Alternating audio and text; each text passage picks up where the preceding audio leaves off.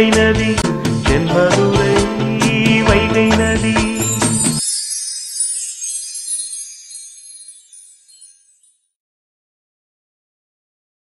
Gayatri, restaurant வரைக்கும் வந்துட்டு ஒரு டீயோட நிப்பாட்டிட்டீங்களே, ஏதாவது லைட்டா ஸ்நாக்ஸ் சாப்பிடலாமே. இல்ல வேண்டாம், நீங்க கூப்பிட்டீங்களேன்னு தான் வந்தேன். ஏதோ பேசணும்னு சொன்னீங்களே, என்ன விஷயம்? அதான் உங்க அண்ணன் கிட்ட சொல்லி விட்டுருந்தேன். உங்க அண்ணன் உங்ககிட்ட பேசினாரா என்னன்னு தெரியல. என்கிட்ட ஒன்றும் பேசல. என்ன விஷயம்? அது அது ஒன்றும் இல்லை காயத்ரி. எங்கள் அக்கா கல்யாணத்தப்பவும் உங்களை பார்த்தேன், உங்கள் அக்கா கல்யாணத்தப்பவும் நம்ம பார்த்துக்கிட்டோம். எனக்கு உங்களை ரொம்ப பிடிச்சிருக்கு. நம்ம 2 பேரும் கல்யாணம் பண்ணிக்கலாமா? என்னடா இப்படி சடனாக கேட்குறானேன்னு நினச்சிக்காதீங்க. ரொம்ப நாளாகவே உங்ககிட்ட கேட்கணும்னு நினச்சிட்டு இருந்தது தான். உங்களை சரியாக பார்க்க முடியலை, பேச முடியலை. அன்னைக்கு வீட்டுக்கு வந்தப்பவும் பேச ட்ரை பண்ணேன், நீங்கள் பிடி கொடுக்காம போயிட்டீங்க. இன்றைக்கும் வந்திருந்தீங்களா? அதான். நான் பெரிய அளவில் ஒரு ஃபைனான்ஸ் கம்பெனி வச்சு ரன் பண்ணிகிட்டு இருக்கேன். அது போக 2 வீடு இருக்குது, சொத்து பத்துன்னு நிறையா இருக்குது. உங்களுக்கு அதை பற்றிலாம் எந்த கவலையும் வேண்டாம். எனக்கும் எந்த கெட்ட பழக்கமும் கிடையாது. தங்கச்சிக்கும் வரன் பார்த்துட்டு இருக்கோம். எப்படியும் இன்னும் ஒரு 6 மாதத்துக்குள்ளே அவளுக்கும் கல்யாணம் முடிச்சிருவோம். அவளுக்கு கல்யாணம் முடிச்சிட்டா அடுத்து என் கல்யாணம் தான். வீட்டில் பொண்ணு பார்க்க ஆரம்பிச்சிருவாங்க. அதான் உங்ககிட்ட இப்போ பேசிடலான்னு, நீங்கள் சரின்னு சொன்னீங்கன்னா அம்மா கிட்ட சொல்லி வைப்பேன். இவன் என்ன இந்த அளவுக்கு ஓப்பனாக பேசுகிறான்? ரொம்ப வெகுளியாக இருப்பானோ? இப்போ இவனுக்கு என்ன பதில் சொல்கிறது? மாமா வீட்டுக்கு பக்கத்தில் இருக்கான். மாமா வீட்டை பற்றி விவரம் எதுவும் தெரிஞ்சுக்கணும்னா இவனை கைக்குள்ளே போட்டுக்கிட்டா அந்த காரியம் நல்லபடியாக நடக்கும். இவனும் தங்கச்சிக்கு கல்யாணம் பண்ணுறதுக்கு ஒரு 6 மாதம் ஆகுங்கிறான். அதுக்குள்ளே எப்படியும் நான் மாமாவை கல்யாணம் பண்ணிக்குவேன். அப்போ அது வரைக்கும் இவனை நம்ம கைப்பிடியிலே வச்சுருக்கலாமா? என்ன காயத்ரி, ரொம்ப யோசிக்கிற மாதிரி தெரியுது. நீங்கள் பட்டுன்னு கேட்கவும் எனக்கு என்ன சொல்கிறதுன்னு தெரியல. நான் ஒன்று கேள்விப்பட்டேன், உங்களுக்கு வேற மாப்பிள்ளை பார்த்து பேசி முடிச்சிட்டதா? அப்படியா? அப்படிலாம் இல்லை, பார்த்துட்டு இருக்காங்க. அட பாவி, அதுக்குள்ள கருப்பேன் இவளுக்கு வேற இடத்துல கல்யாணம் பேசி முடிச்சிட்டாங்கன்னு சொல்லிட்டான். அப்படின்னா இவளை நான் கல்யாணம் பண்ணிக்கிறதுல அவனுக்கு விருப்பம் இல்லை. உனக்கு விருப்பம் இல்லை இல்லடா? அப்போ கண்டிப்பாக இந்த பொண்ணை தான் நான் கல்யாணம் பண்ணிப்பேன். காயத்ரி, உங்கள் வீட்டில் உங்களுக்கு இன்னும் மாப்பிள்ளை எதுவும் ஓகே ஆகலைன்னா என்ன கொஞ்சம் கன்சிடர் பண்ணலாமா? எனக்கு கொஞ்சம் டைம் வேணும், நான் யோசிச்சு சொல்லட்டா? பரவாயில்ல, நல்லா யோசிங்க. எனக்கும் என் தங்கச்சிக்கு கல்யாணம் முடிக்கணும்ல, எனக்கும் கொஞ்சம் டைம் தேவைதான். நீங்கள் யோசிச்சு சொல்லுங்கள், ஒன்றும் அவசரம் இல்லை. அப்படின்னா அது வரைக்கும் இந்த விஷயம் வெளியே யாருக்கும் தெரியாமல் பார்த்துக்கணும். எது, நான் உங்ககிட்ட ப்ரப்போஸ் பண்ணதா? ஏன்? ஏன்னு கேட்டால் என்ன சொல்கிறது? இவன் பதிலுக்கு கேள்வியெல்லாம் கேட்பானா? ஏன் காயத்ரி, ஏன் தெரியக்கூடாதுங்கிறீங்க? பெருசாக காரண காரியம்லாம் ஒன்றும் இல்லை. நம்ம 2 பேரும் கல்யாணம் பண்ணிக்குவோமா என்னன்னு தெரியாது. அதுக்குள்ளே எதுக்கு விஷயம் வெளியே தெரிஞ்சுக்கிட்டேன்னு பார்க்குறேன். அப்படியா? அப்படின்னா சரி, ஓகே. நீங்கள் என்கிட்ட ஏதாவது பதில் சொல்கிற வரைக்கும் இந்த விஷயத்தை நான் வெளியே சொல்ல மாட்டேன். தேங்க்ஸ். அப்போ நான் கிளம்பிட்டா? நான் ட்ராப் பண்ணட்டுமா? பைக்கில் தான் வந்திருக்கேன். இல்லை வேணாம், நான் ஆட்டோ பிடிச்சி போய்க்குவேன். என்னோட ப்ரப்போசலை நீங்கள் ஏற்றுக்கலனாலும் நம்ம எப்படினாலும் சொந்தக்காரங்க தானே, நான் உங்களை ட்ராப் பண்ணுறேனே. இல்லை வேண்டாம். ரொம்ப கூச்ச சுபாவமாக இருப்பாளோ? இவங்கிட்ட எப்படி மாமாவை பற்றின பேச்ச ஆரம்பிக்கிறது? காயத்ரி, நான் ட்ராப் பண்ணுறேன் காயத்ரி. இல்லை பரவாயில்ல, நான் போய்க்குவேன். ஆமாம், எங்கள் மாமாவுக்கும் உங்களுக்கும் ஆகாதா? எதுவும் பிரச்சனையா? ஆமாம், கொஞ்சம் எனக்கும் அவனுக்கும் ஆகாது. ஏன், என்ன விஷயம்? நான் தெரிஞ்சுக்கலாமா?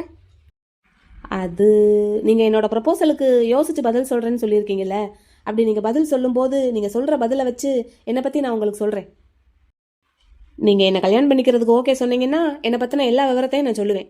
இல்லைன்னா அது உங்களுக்கு அவசியம் இல்லைல்ல. அடப்பாவி, வெகுளியாக இருப்பான்னு நினச்சா ரொம்ப வில்லங்கமான ஆளாக தான் இருக்கான். இவனை பார்த்து தான் ஹேண்டில் பண்ணணும். ஆனால் இப்படி ஒரு ஆள் நமக்கு தேவைதான். இவனை வச்சே நம்ம காரியத்தை சாதிச்சுக்கலாம். சரி, அப்போ நான் வரட்டுமா? சரி, ஆட்டோ பிடிச்சி தரட்டுமா? இல்லை, நான் போய்க்குவேன். வரேன், பாய். பாய். ச்சே, என்ன ஒரு அழகுடா இந்த பொண்ணு. நானும் ரொம்ப அழகுதான், எனக்கு நல்ல மேட்சாக இருப்பா இவ. இவளை மாதிரி ஒரு பொண்ணை கல்யாணம் பண்ணிக்கிறதுக்கு என்ன வேணாலும் பண்ணலாம் போல. யோசிச்சு சொல்கிறேன்னு சொல்லியிருக்கா, சொல்லட்டும். ஒருவேளை நோ சொல்லிட்டானா? இந்த அரவிந்தனை பார்த்து நோ சொல்கிறதுக்கு எந்த பொண்ணுக்காவது மனசு வருமா? வராதுடா அரவிந்தா, வராது. நீ எல்லாம் யாரு? கண்டிப்பாக எஸ் தான் சொல்லுவா. பார்ட்னர், தேங்காய் உடைச்சு தரட்டுமா? வேணாண்டா, வீட்டில் போய் சட்னிக்கு வச்சுக்கலாம். அட பார்ட்னர். ஆமாம், சரி. நீங்கள் இதுக்கு முன்னாடி மீனாட்சி அம்மன் கோயிலுக்கு வந்திருக்கீங்களா? வந்திருக்கேன். ஆனா நம்ம 2 பேரும் வர்றது இதுதான் ஃபர்ஸ்ட் டைம். என்ன பார்ட்னர்? ம் ஆமாடா, அந்த மீனாட்சி அம்மனே என் முன்னாடி உட்காந்துருக்கிற மாதிரி இருக்கு எனக்கு. எதுக்கு பார்ட்னர் இப்போ இந்த ஐஸு? சேச்சா, ஐஸ் இல்லை, உண்மையை தான் சொல்கிறேன்.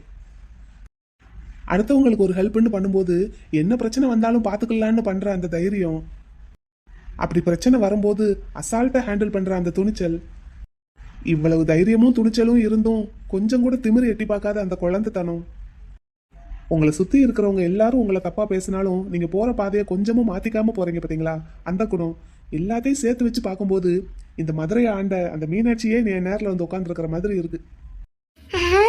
அப்படியே எனக்கு குளிருது. என் மனசுல பட்டதை சொன்னேன்டா, ஐஸ் வைக்கணுங்கிறதுக்காகலாம் சொல்லலை. ஒரு ஊரையே கட்டி ஆள்ற அளவுக்கு சகல குணங்களும் உங்ககிட்ட இருக்கு. ஐ அப்படியா? ஆமா, கூடவே கொஞ்சம் ஏமாளித்தனமும் அதிகமா இருக்கு.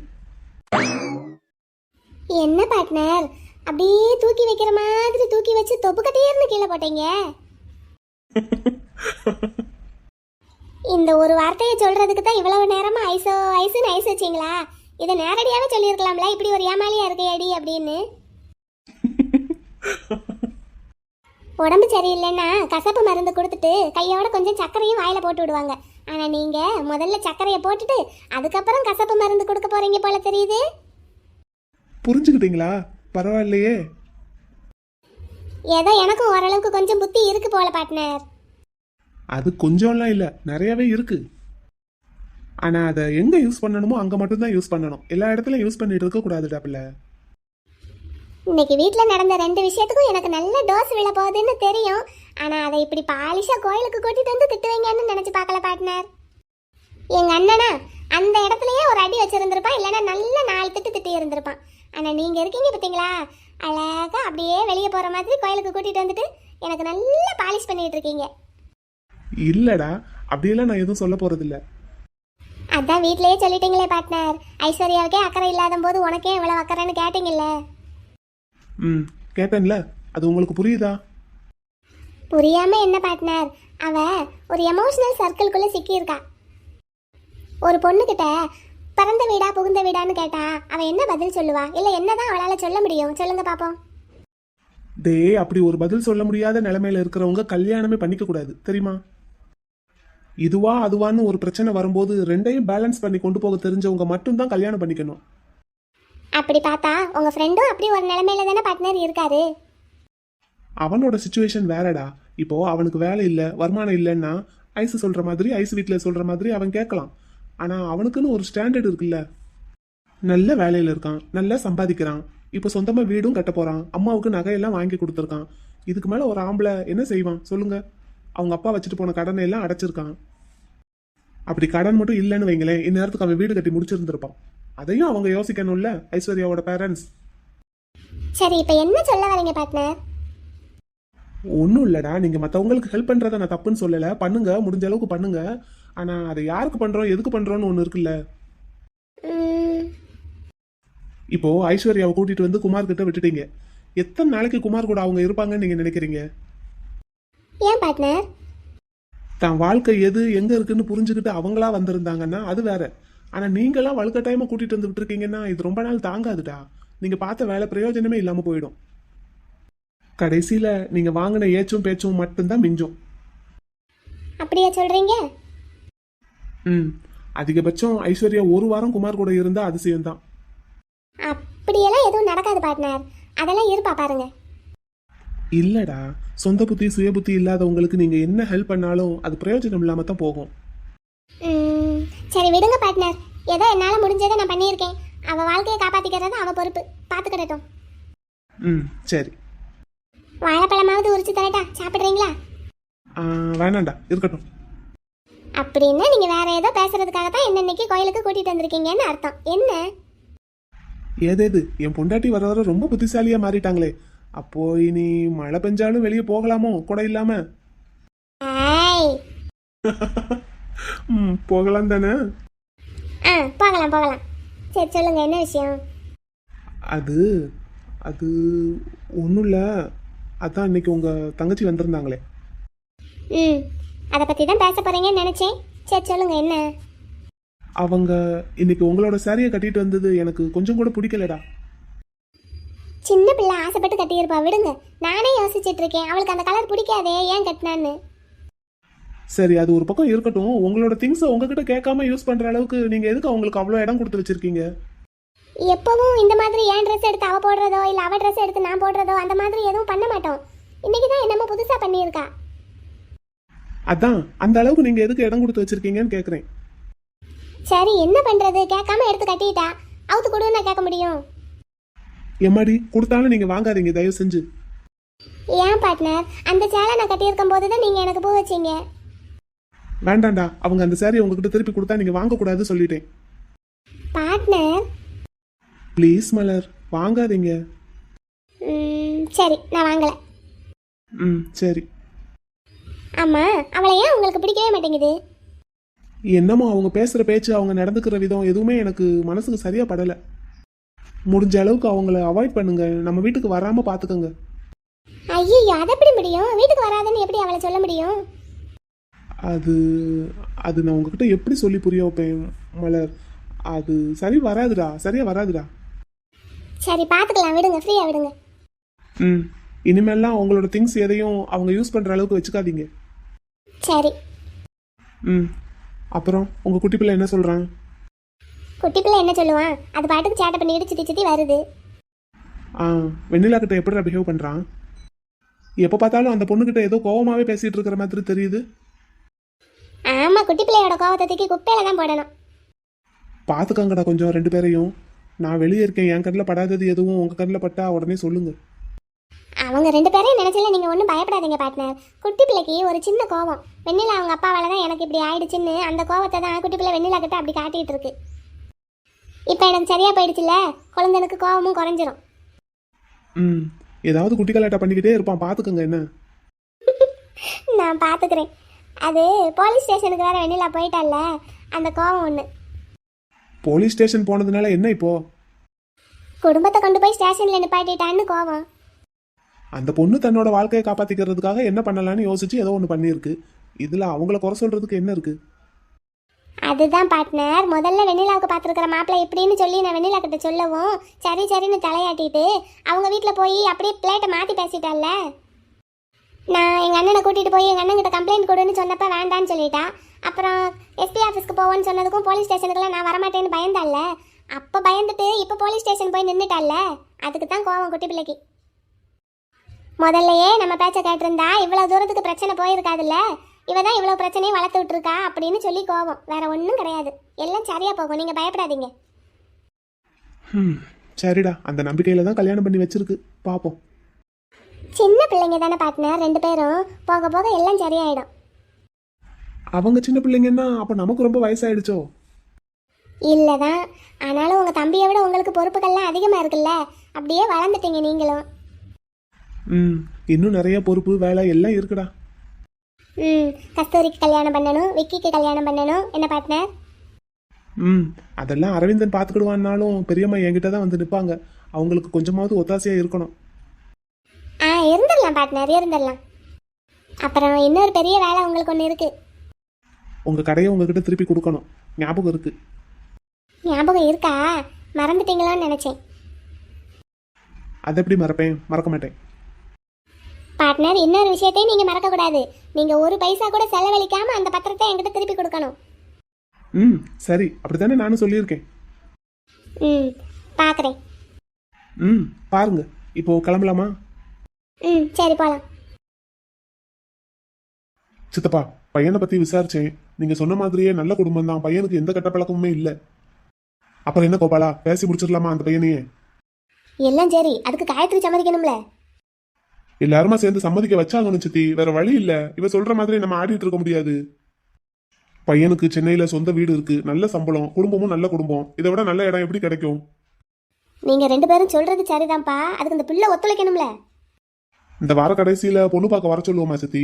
ஒருவேளை பையனை பார்த்தா அவன் மனசு மாறுமோ என்னமோ. வர சொல்லு கோபாலா, வர சொல்லு. இல்லப்பா, வர சொல்லி அவங்களும் வந்து இவ அந்த நேரத்துல எதாவது அடம் பிடிச்சு அவங்களுக்கு எதாவது அவமானம் ஆயிராம கொஞ்சம் எதமா பதமா எடுத்து சொல்லுவோம் சித்தி. பொண்ணு பார்க்க தான் வர்றாங்க, வரட்டும். உனக்கு மாப்பிள்ளைய பிடிச்சிருந்தா சொல்லு, மேற்கொண்டு பேசுவோம். பிடிக்கலைன்னா விட்டுருவோம் அப்படின்னு சொல்லுவோம். பிடிக்கலன்னு தான் சொல்லுவா. நீங்களா எதுவும் சொல்லாதீங்க சித்தி. ஒருவேளை மாப்பிள்ளைய பார்த்தா அவ மனசு மாறலாம்ல. அவ அன்னைக்கு பேசின பேச்ச கேட்டா அதுக்கெல்லாம் அவ மனசு மாறுமான்னு எனக்கு தெரியல. மேலும் என் பிள்ளைய பத்தி எனக்கு தெரியாதா? சரி, மணி என்ன ஆகுது? இன்ன வரைக்கும் அவ ஆபீஸ்ல வேலை பார்த்துட்டு இருக்கா? எப்பவும் இந்நேரத்துக்குலாம் வந்துருவாப்பா. இன்னைக்கு தான் ஆளை காணும். ஒரு ஃபோன் போட்டு பாப்போமா? எங்க இருக்கா என்ன ஏதுன்னு கேப்போமா? நான் வேணா போய் கூட்டிட்டு வரேன். இந்தா அவளே வந்துட்டா. காயத்ரி, ஏன் லேட் இன்னைக்கு? மாமா வீட்டுக்கு போயிட்டு வந்தேன். எது? என்னது? எங்க போயிட்டு வர்ற? கருப்பசாமி மாமா வீட்டுக்கு போயிட்டு வர்றேன். அங்க எதுக்கு நீ போன? என் கல்யாண விஷயத்தை பத்தி அக்கா கிட்ட பேசிட்டு வரலான்னு போனேன். காயத்ரி, அறிவு இருக்கா உனக்கு? அன்னைக்கே என் மாப்பிள்ள என்ன சொல்லிட்டு போனாரு? மலருக்கு இந்த விஷயத்தை பத்தி தெரியாம பாத்துக்கங்கன்னு சொன்னார்ல. இது விஷயமா யாரும் போன்லயோ நேர்லயோ பேச வேண்டாம்னு சொன்னார்ல. எனக்கு தேவை இருந்தது, நான் போனேன். எப்படியும் இந்த விஷயத்தை அவளுக்கு நான் தெரியப்படுத்தி தான் ஆகணும். தெரியாம எப்படி நான் மாமாவை கல்யாணம் பண்ணிக்க முடியும்? ஏண்டி, அந்த பிள்ளைகிட்ட போய் பேசிட்டு வந்தியா? இல்ல, அதுக்குள்ள மாமா வந்துட்டாரு, பேச முடியல. யாத்தே. ஆனா அம்மா, அக்கா கொஞ்சம் கூட மாறவே இல்லை. இன்னைக்கு காலையில தான் தலைக்கட்ட அவுத்துட்டு வந்திருக்காங்க. அதுக்குள்ள 2 பஞ்சாயத்து. என்னாச்சு? அவங்க ஏரியா ரேஷன் கடையில இருந்து தராசை தூக்கிட்டு வந்துட்டா. சரி, வேற வேற என்ன? உங்க வீட்டுக்கு பக்கத்துல ஒரு அக்கா இருக்காங்கல்லனே, அக்காவோட ஃப்ரெண்டு. ஆமா, ஐஸ்வர்யா. அந்த அக்கா அவங்க ஹஸ்பண்ட் கூட சேராம அவங்க அம்மா வீட்டில் இருக்காங்களாம்ல. அவங்கள கொண்டு போய் அவங்க ஹஸ்பண்ட் வீட்டில் விட்டுட்டு வந்திருக்கா. அதுக்கு ஐஸ்வர்யாக்கு அவங்க அம்மா வந்து வீட்டில் சத்தம் போட்டுட்டு இருந்தாங்க மாமா கிட்ட. ஐயா, இவளுக்கு எத்தனை தடவை சொன்னாலும் புரியாது போலயே. அதுக்கு மாப்பிள்ள என்ன சொன்னாரு? நான் இருக்கிற வரைக்கும் அவர் ஒன்றும் சொல்லலை. அக்காவுக்கு தான் சப்போர்ட் பண்ணி பேசிட்டு இருந்தாரு. அதானே. அவங்க புருஷன் முன்னாடி எப்படி இருந்துட்டு போறாங்கடி? உனக்கு அங்க என்ன வேலை?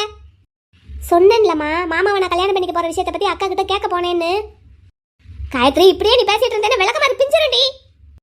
இங்க பாருங்கம்மா, அண்ணனையும் அப்பாவையும் நான் போய் பேச சொன்னேன். நீங்க யாருமே போய் பேசல. அதனாலதான் என் விஷயத்தை நானே பாத்துக்கலான்ட்டு நானே போய் பேச போனேன். யாரும் ஒன்றும் பண்ண வேண்டாம், என் வாழ்க்கையை நானே பாத்துக்கிறேன். மாமாவை எப்படி கல்யாணம் பண்றதுன்னு எனக்கு தெரியும். நீங்க யாரும் இதுல தலையிட வேண்டாம். மீறி தலையிட்டீங்கன்னா அப்புறம் நான் என்ன செய்வேன்னு எனக்கே தெரியாது. கொள்ளுப்படுத்த கழுத என்ன பேச்சு பேசிட்டு போறா? எல்லாம் நம்ம கொடுத்த செல்லம், வேற என்ன? இதுவே என் தங்கச்சி பேசி இருந்தான்னா வாயை கிழிச்சு இருந்திருப்பேன். சித்தி, இவளை வேலைக்கு போக வேண்டாம்னு சொல்லுங்க, வீட்லயே இருக்க சொல்லுங்க. கேட்டுட்டு மறுவேளை பாப்பா. இந்த பைத்தியக்காரியை வச்சுக்கிட்டு எப்படி காலம் தள்ள போறான்னு தெரியலையே. 4 பேர் மூஞ்சில முழிக்க முடியாதபடி பண்ணிடுவா போல. கோபாலா, என்ன சித்தப்பா? மாப்பிள்ளைய அதான் மலர் வீட்டுக்காரரை போய் பார்த்து பேசிட்டு வருவோமாப்பா? அவரையா? அவரை பார்த்து என்ன பேசுறது? இந்த கழுத விஷயமா தான் சித்தப்பா. அவர் தான் இந்த விஷயத்தை பத்தி பேசுறதுக்கு யாரும் நேர்ல வர வேண்டாம்னு சொல்லிட்டாரே. இல்லையா, வீட்டுக்கு தானே வர வேண்டாம்னு சொல்லிட்டாரு. வீட்டுக்கு போனா தானே மலர் இருப்பா. நம்ம அவரோட ஆபீஸ்ல போய் பார்த்தா என்ன? சரி, போய் பார்த்து என்ன பேச போறோம் சித்தப்பா? அவர்கிட்ட பேசிதாயா இதுக்கு ஒரு முடிவு கொண்டு வரணும். நீ என் கூட வா, நம்ம போய் பேசுவோம். அப்படின்னா சரிங்க சித்தப்பா. நான் அவர் எப்போ ஆபீஸ்ல இருப்பாருன்னு ஷாலினி கிட்ட கேட்டு தெரிஞ்சுக்கிட்டு நம்ம அப்புறமா போவோம். கேளு. சரி, அப்ப நான் போயிட்டு வரேன், பாத்துக்கோங்க அவளை. சரிப்பா. சித்தி வர்றேன் என்ன? சரியா. கோவப்படாதீங்க சித்தி. மாப்பிள்ளை கிட்ட போய் என்ன ஏதுன்னு பேசுவோம். சரிப்பா. மனசு ரொம்ப சங்கடப்பட்டு கிடக்கு. சோத்துல விஷம் வச்சிடலாமான்னு தோணுது அவளுக்கு. சித்தி சித்தி அப்படிலாம் பேசாதீங்க. நினைக்கதான்ப்பா முடியுது, செய்ய முடியலையே. பெத்த மனசாச்சே. சரியா போயிரு சித்தி, ஒன்றும் கவலைப்படாதீங்க. என்ன பேசுவோம். சரி, வர்றேன் என்ன? சரிப்பா.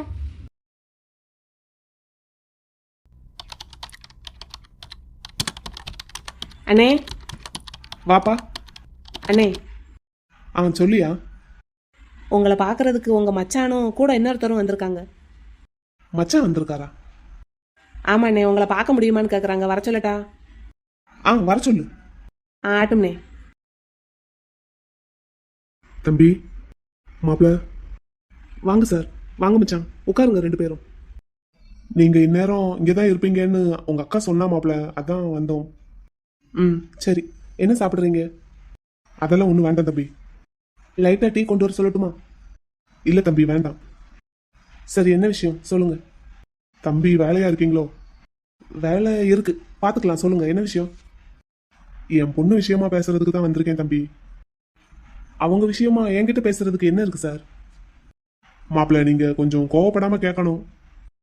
கோவப்படாம தான் கேட்குறேன். அவங்க விஷயமா என்கிட்ட பேசுறதுக்கு என்ன இருக்கு? இப்படி ஒரு பொண்ணை பெத்ததுக்கு நீங்க இவ்வளவு கோவமா பேசுறதெல்லாம் நியாயம்தான். தலை குனிஞ்சு நிக்கிறேன் நானு.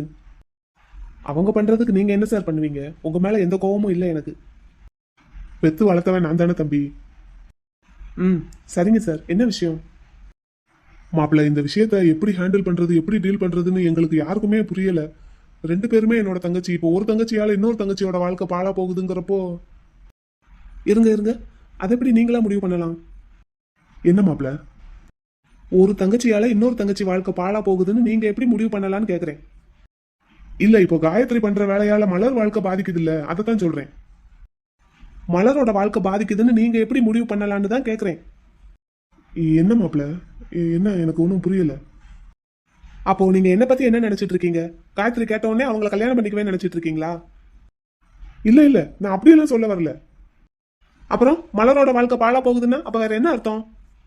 ஐயோ, நான் அந்த அர்த்தத்துல பேசிட்டேனா? நீங்க பேசுனதுக்கு அதுதான் அர்த்தம் வருது. ஓ, சாரி மாப்பிள்ள, சாரி. ம், கொஞ்சம் பார்த்து பேசுங்க. சரிங்க தம்பி, கோவப்படாதீங்க. இதுக்கு பேர் கோவம் இல்ல சார், புரிஞ்சுக்காம பேசுறாங்கல்ல, அதனால வந்த ஆதங்கம். நீங்க எங்க மலர் பிள்ளை மேல எவ்வளவு பாசம் வச்சிருக்கீங்கன்னு எங்களுக்கு புரியுது தம்பி. ஹாஸ்பிட்டல்ல கூட நடந்ததை என் பொண்டாட்டி சொல்லும் போது நான் உங்களுக்கு சப்போர்ட் பண்ணி தான் பேசினேன். நீங்க அப்படி எல்லாம் பேசியிருக்க மாட்டீங்க, வச்சிருக்க மாட்டீங்கன்னு தான் சொன்னேன் என் பொண்டாட்டி கிட்ட. அவங்க சொன்னது சரிதான், நான் அவங்க கிட்ட கொஞ்சம் ஹார்ஷா தான் பேசினேன். சரிங்க தம்பி, அது எதுனாலன்னு இப்பதானே எங்களுக்கு புரியுது. புரிஞ்சிருச்சு இல்ல, அது போதும் சார். சரி சொல்லுங்க, இப்போ இந்த விஷயமா என்கிட்ட என்ன பேச வந்திருக்கீங்க? அது தம்பி, இந்த விஷயத்துல நீங்க நினைச்சா ஒத்தாசை பண்ண முடியும் எங்களுக்கு. என்னன்னு சொல்லுங்க, என்னால முடிஞ்சா பண்றேன். கோபாலா சொல்லு. நான் சொன்னா சரியா வருமா சித்தப்பா? ஒரு வார்த்தை சொல்ல முன்னாடி வானத்துக்கும் பூமிக்கும் எதிர்றாரு. எனக்கு பயமா இருக்கியா, நீயே பேசு. மாப்பிள்ள, அது நான் சொல்ல போற விஷயத்த நீங்க தப்பா எடுத்துக்க கூடாது. நீங்க முதல்ல சொல்லுங்க மச்சான். இல்ல, இப்போ மலர் மேல நீங்க ரொம்ப பிரியமா இருக்கிறத பார்த்துட்டு தான் காயத்ரி உங்க மேல ஆசைப்பட்டிருக்கான்னு நாங்க நினைக்கிறோம். என்ன மாப்பிள்ள, கேக்குறீங்களா? நீங்க மேல சொல்லுங்க. அதான் மாப்பிள்ள, இப்போ மலருக்கு நீங்க பூ வைக்க வரும்போதே நகையெல்லாம் போட்டு அப்புறம் அவகிட்ட கொஞ்சம் நல்ல விதமா பேசி இப்போ வரைக்கும் அவ பண்ற எல்லா விஷயத்துக்கும் அவளை திட்டாம அவளுக்கு சப்போர்ட்டா இருக்கீங்கல்ல, மொத்தத்துல அவ மேல ரொம்ப பாசமா இருக்கீங்கல்ல, அதை பார்த்துட்டு ஆசைப்பட்டு தான் காயத்ரி இப்படி உங்களை கல்யாணம் பண்ணிக்கணும்னு பிடிவாதம் பிடிக்கிறாளோன்னு நாங்க நினைக்கிறோம். சரி, அதுக்கு அதான் இதுல மேற்கொண்டு நீங்க தான் கொஞ்சம் ஹெல்ப் பண்ணணும் எங்களுக்கு. ஒன்றும் இல்லை தம்பி, மலர் மேல நீங்க வச்சிருக்கிற பாசத்தை கொஞ்சம் குறைச்சிக்கணும். அதாவது குறைச்சிக்கிட்ட மாதிரி நடிக்கணும். நீங்க 2 பேரும் சண்டை போட்டு அந்த மாதிரி பிரிஞ்சு போய் ஒருவேளை அப்படி நீங்க மாறிட்டீங்கன்னா காயத்ரிக்கு உங்க மேல இருக்கிற ஒரு ஈர்ப்பு, அஃபெக்ஷன் எல்லாம் குறைஞ்சிருமோன்னு எங்களுக்கு தோணுது. அதாவது உங்க பொண்ணு பண்ற பைத்தியக்காரத்தனத்துக்கும் முட்டாள்தனத்துக்கும் என்னையும் துணை போக சொல்றீங்க. இல்ல மாப்பிள்ள, இந்த ஒரு விஷயத்தினாலதான் காயத்ரிக்கு உங்க மேல ஒரு ஈர்ப்பு இருக்குன்னு எங்களுக்கு தோணுது. உங்க மேல உள்ள அந்த ஈர்ப்பு குறைஞ்சிருச்சுன்னா அவ நார்மல் ஆயிடுவாளோன்னு நாங்க நினைக்கிறோம். இங்க பாருங்க மச்சான், மலர் மேல நான் வச்சிருக்கிற பாசம் நீங்க அவங்கள எனக்கு கட்டாயப்படுத்தி கல்யாணம் பண்ணி வச்சதுனால நான் வர வச்சுக்கிட்ட பாசம் கிடையாது. இன்னமும் ஓப்பனா சொல்லணும்னா அவங்க மேல எனக்கு முதல்ல எல்லாம் பெரிய அபிப்பிராயம் எதுவும் கிடையாது. ஆனா அவங்க கூட நான் பேச பேச பழக பழக அவங்களோட குணம் ஒன்னொன்னையும் புரிஞ்சுக்கிட்டு தெரிஞ்சுக்கிட்டு இப்போ எனக்கு அவங்க மேல இருக்கிற காதல்ங்கிறது என்ன அறியாமலே இயல்பா ஏற்பட்டது. காதல் மட்டும் இல்ல, நான் அவங்க மேல பெரிய மரியாதையா வச்சிருக்கேன். உங்களுக்கு வேணா உங்க தங்கச்சி உங்க கண்ணை உறுத்துற தூசு மாதிரி இருக்கலாம், அதனால நீங்க அதை ஒதுக்கி என் பக்கம் தள்ளி இருக்கலாம். ஆனா எனக்கு என்னோட கண்ணே அவங்க தான். ஸோ அவங்க மேல இருக்கிற பாசத்தை குறைச்சிக்கிறது, அவங்க கிட்ட கோவப்படுற மாதிரி நடிக்கிறது, இதெல்லாம் எனக்கு வராது, நான் பண்ணவும் மாட்டேன். இதை பத்தி தான் நீங்க என்கிட்ட பேச வந்திருக்கீங்கன்னா கிளம்பலாம். சார், நீங்க பெரியவங்க, நான் இப்படியெல்லாம் பேசுறேன்னு நீங்க தப்பா நினைச்சுக்காதீங்க. தப்பா நினைச்சுக்கிட்டாலும் பரவாயில்ல. உங்க பொண்ணு பண்ற முட்டாள்தனத்தை விட இப்போ நீங்க பண்றது பெரிய முட்டாள்தனம். மச்சான், நீங்க தலைகுனிய வேண்டியது நியாயம்தான். காயத்ரியால மலரோட வாழ்க்கை பாழா போயிடுமோன்னு என்ன நினைச்சு பயந்தீங்களே, இப்போ நீங்க என்ன பண்ணிட்டு இருக்கீங்க? சத்தியமா சொல்றோம் மாப்பிள்ள, எங்களுக்கு என்ன பண்றதுன்னே தெரியல. சித்தப்பாவும் திகச்சு போய் உடஞ்சு போய் நிக்கிறாரு. என்கிட்ட கேக்குறாரு, எனக்கும் என்ன பண்றதுன்னு ஒன்றும் புரியல. குடும்பமே திகச்சு போய் தள்ளாடி நிக்கிறோம். அதான் புத்தி கெட்டு போய் என்னென்னமோ பேசிட்டோம். உடைச்சு சொல்றேன் தம்பி, என்ன செய்யறதுன்னே ஒன்றும் புரியல எனக்கு. பேசாம குடும்பத்தோட விஷத்தை குடிச்சிருவோமான்லாம் தோணுது. சார், அப்படி ஒரு அவமானத்துல தலை குனிஞ்சு நிக்கிறேன் தம்பி. அதான் ஏதாவது ஒண்ணு பண்ணி சரி பண்ணிட முடியாதான்னு ஒரு நப்பாசையில இப்படியெல்லாம் உங்ககிட்ட பேசிட்டோம். சரி விடுங்க சார், நான் உங்களை ஏதாவது காயப்படுத்துற மாதிரி பேசியிருந்தா மன்னிச்சிருங்க. நீங்க பேசுனது ஒண்ணுன்னு எங்களை செருப்பால அடிச்ச மாதிரி தான் தம்பி இருந்தது. 2 பிள்ளைகளும் எங்க பிள்ளைங்கன்னு தான் நினைச்சு இவ்வளவு நாள் வளர்த்துருக்கோம். ஒரு பிள்ளைக்காக இன்னொரு பிள்ளைய சே எங்களை நினைச்சா எங்களுக்கே அவமானமா இருக்கு. ஒரு சைக்கியாட்ரிஸ்ட் கிட்ட காட்டினா என்ன சார் காயத்ரிய? அவ தெளிவா தான் தம்பி இருக்கா. நாங்க தான் போகணும் பைத்தியக்கார ஆஸ்பத்திரிக்கு. நேத்து உங்க வீட்டுக்கு வேற வந்து என்னமோ பேசினாலாம்ல, அதை என்கிட்டயே வந்து தைரியமா சொல்றா. ஆமா வந்தாங்க. மலர்கிட்ட எதுவும் ஏடா கூடமா பேசிட்டாளா தம்பி? இல்ல ஒன்றும் பேசல, அதுக்குள்ள நான் வந்துட்டேன். ஆனா எத்தனை நாளைக்கு இப்படி மலரை நான் சேவ் பண்ண முடியும்னு எனக்கும் தெரியல. இதுக்கு என்னதான் தம்பி செய்யலாம்? அது என்னன்னு நீங்க தான் சார் பார்க்கணும். நான் என்ன பண்ண முடியும்? என்ன தம்பி இப்படி சொல்றீங்க? இல்ல இந்த விஷயத்துல நான் எது பண்ணாலும் அது தப்பா தான் முடியும். உங்க பொண்ணு அதையும் அட்வான்டேஜா ஏதாவது எடுத்துக்குவாங்களோன்னு எனக்கு கொஞ்சம் பயமா இருக்கு. சித்தப்பா மாப்பிள்ள சொல்றதும் சரிதான், அவரால் என்ன பண்ண முடியும்? தம்பி பெரிய மனசு பண்ணி ஒரு தடவை என் பிள்ளை கிட்ட பேசி பாக்குறீங்களா? நான் அவங்க கிட்ட என்ன பேசுறது? பேசுங்க தம்பி, உங்களை தானே கட்டிப்பேன்னு ஒத்த காலில் நிக்கிறா. நீங்க பேசி அவ மனசுல என்ன இருக்கு ஏது இருக்கு அதை எப்படி சரி பண்றதுன்னு கொஞ்சம் பாருங்க தம்பி. உங்க காலில் கூட விழுறேன் தம்பி.